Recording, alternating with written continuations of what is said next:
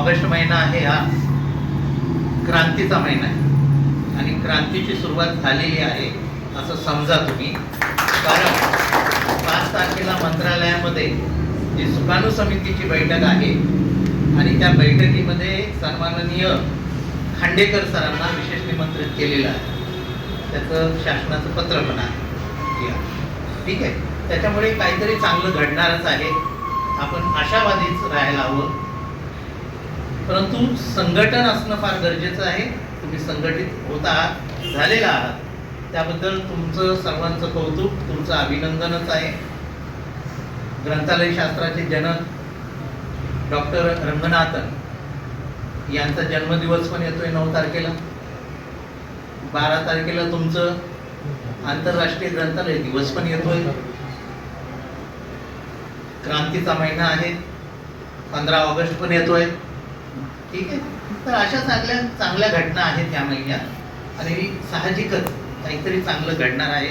ठीक आहे, आता तुम्ही जे महत्त्वाचे अनेक प्रश्न इथे उपस्थित केले, आदरणीय खांडेकर सर असल्याने त्यांचा अधिकार आहे, त्याच्यावर त्यांचा अभ्यास आहे, त्यामुळे ते सविस्तर त्याच्यावर बोलतील. मी त्याच्यावर बोलून सरांचा वेळ घेणार नाही आणि तसंही मी जास्त बोलून सरांचा तुमचाही वेळ घेणार नाही. तर पुन्हा एकदा आपण एकत्रित आलेला आहात आणि नक्कीच आपल्याला यश मिळणार आहे. अनेक मुद्दे आहेत जे टेक्निकली आहेत, जे शासन स्तरावर चर्चा करून त्याच्यातून मार्ग काढायचा आहे.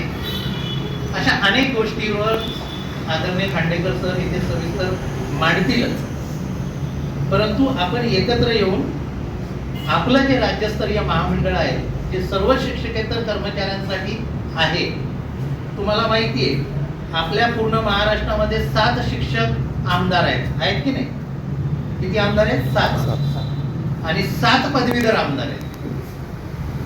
म्हणजे 14 आमदार शिकलेले, म्हणजे शिक्षक स्वतंत्र ते सभागृहामध्ये आहेत.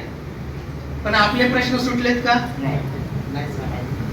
हे जरा लक्षात ठेवण्याची गरज आहे. आपण एवढे आमदार आहेत. बरं, शिक्षकांना तुम्ही मतदान करता का? शिक्षक आमदाराला अधिकार आहे का तुम्हाला? नाही. ते लोक काय करतात? जे त्यांना मतदान करतात त्यांचे प्रश्न तावातावाने मांडतात किंवा उचलतात किंवा पाठपुरावा करतात. आपले घेतात, नाही असं नाही. परंतु जी आतली तळमळ असते ना, जे ज्याचं जळतं त्यालाच कळतं. अगदी तळातून आपले खांडेकर सर आलेले शिक्षकेतर कर्मचारी आहेत. पदवीधर आमदार किती आहेत? महाराष्ट्रात 7 आहेत. आपला प्रतिनिधित्व करणार आहे का एखादा आमदार? आपले प्रश्न का रेंगाळलेले?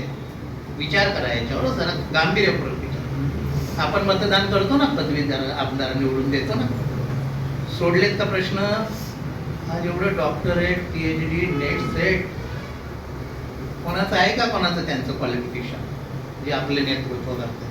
तर क्वालिफिकेशन सोडून द्या. ज्याच्यासाठी त्यांना तिथे बसवलंय, ज्याच्यासाठी पाठवलंय, ते तरी काम करतायत का? नाही. त्यामुळे हा मुद्दा गांभीर्यपूर्वक आपण लक्षात ठेवायचा आहे की आपले प्रश्नांवर जे काम करेल, आपल्यासाठी जो तळमळीने राबेल आणि आपल्या प्रश्नाची ज्याला जाणीव असेल, अशा व्यक्तीला पण सभागृहात पाठवणं गरजेचं आहे. आज या ऑगस्ट महिन्यामध्ये जे आपण सुरुवात करतोय एक प्रकारे क्रांतीची, आणि याचा नक्कीच वणवा होईल आणि आपले जे अनुत्तरित प्रश्न आहेत ते नक्कीच सुटतील. एवढं बोलून मी इथे थांबतो. धन्यवाद.